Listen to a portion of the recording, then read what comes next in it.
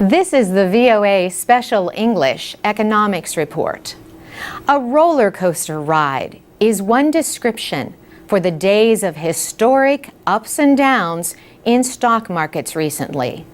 If you want to use a more technical term, the markets have experienced volatility in a big way.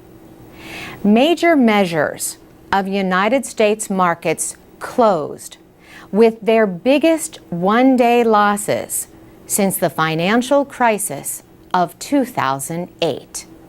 Asia and Europe also had sharp declines. Volatile markets can react suddenly in wild and unpredictable ways.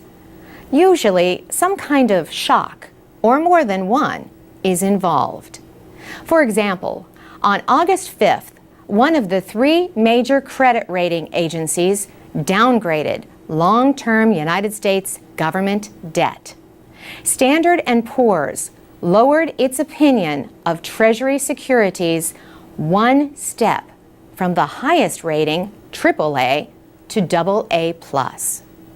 But shocks like a hopeful jobs report or good earnings results can stop a fall and send prices higher. Also, when prices fall, investors may find good deals and start buying. The United States held S&P's top rating for 70 years and never had a downgrade.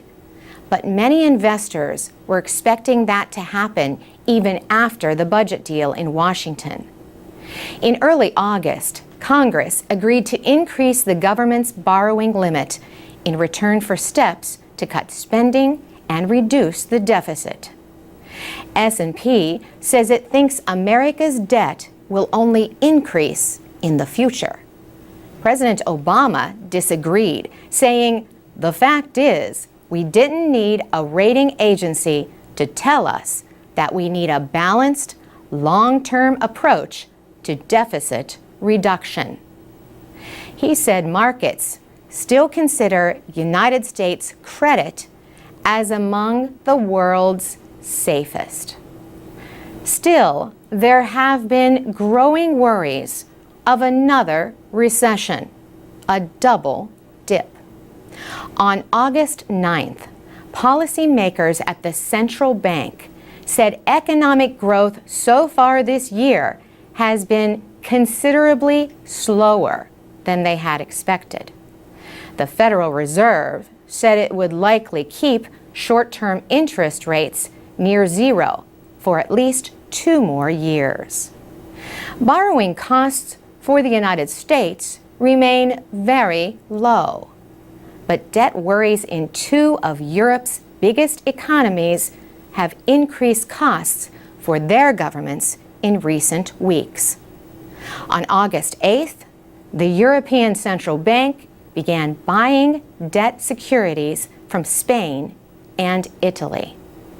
These efforts helped push down interest rates for those countries.